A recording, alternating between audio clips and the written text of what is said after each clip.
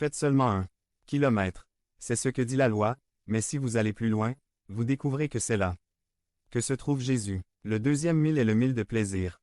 Par exemple, deuxième kilomètre de service pour une entreprise. Une histoire vraie.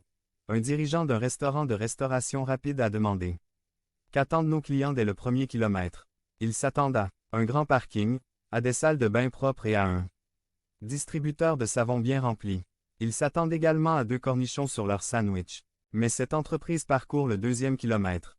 Pour une commande moyenne de 7 $, les clients peuvent voir des fleurs fraîches sur chaque table, du poivre fraîchement moulu, et un vocabulaire du deuxième kilomètre comme celui-ci. Puis-je ajouter plus de boissons? Je servirai votre table ce jour-là. Mots et expressions destinés à saluer les clients et à leur dire que l'entreprise se soucie. Personnellement 2. Cette entreprise est Chick-fil-A. Jésus a parcouru ce deuxième kilomètre et il nous invite tous à faire la même chose que nous lisons dans Philippiens 2, 4. Ne regardant pas chacun à ce qui est à lui, mais à ce qui est à lui, le sien, qui appartient aux autres, comme le Christ. Il existe des comportements qui vont au-delà de ce qui est inattendu dans l'exécution normale d'un travail ou des exigences professionnelles, mais qui servent beaucoup au fonctionnement efficace d'une entreprise ou d'une entreprise, comme offrir de l'aide à ses collègues. Tolérer les impositions temporaires sans protester. Contribuer à l'appel du carême de l'évêque. 2. Aller plus loin signifie tendre l'autre joue pour ne pas agir de la même manière que l'ennemi. Si quelqu'un vous frappe sur la joue droite, montrez-lui également votre joue gauche. Tendre l'autre joue est une réponse créative qui désarme l'agresseur du pouvoir. D'humilier et de faire honte à celui qui a l'intention de le faire. 328. Dans certaines circonstances, une règle ou une loi différente prévaut, comme dans le cas de la légitime défense.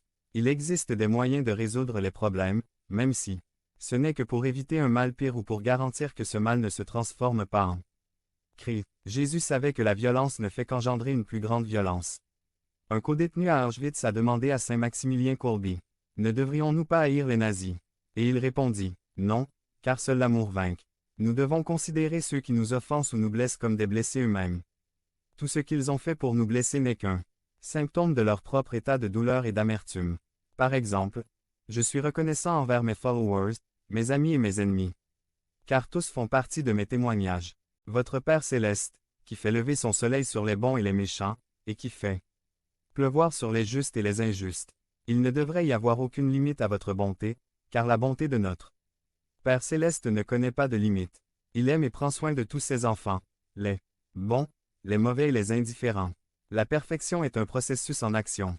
Devenez membre de la chaîne et soyez un instrument de la parole de Dieu. Ne manquez pas cette opportunité d'avoir un impact sur des vies. Cliquez maintenant sur le lien dans la description et aidez-nous à diffuser la parole de Dieu. Sel par Paul, Andrew. Résumé. Vous êtes le sel de la terre. 5a. Savez-vous que le mot sucre n'apparaît jamais dans la Bible? Dans les temps anciens, le sel était le condiment le plus important pour assaisonner les aliments. Lorsque Jésus dit aux foules: vous êtes le sel de la terre, c'est un appel qu'il nous lance à être des personnes qui offrent de la saveur et du goût.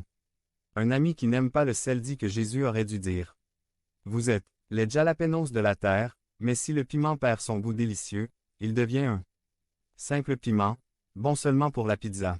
1. Le sel de la terre mat. 5. Trait. Cette expression est devenue un dicton pour désigner les personnes considérées comme des citoyens exceptionnels qui contribuent beaucoup à la communauté. 329. Le sel est une métaphore qui préserve, dans le sens où ceux qui suivent Jésus empêchent la dégénérescence de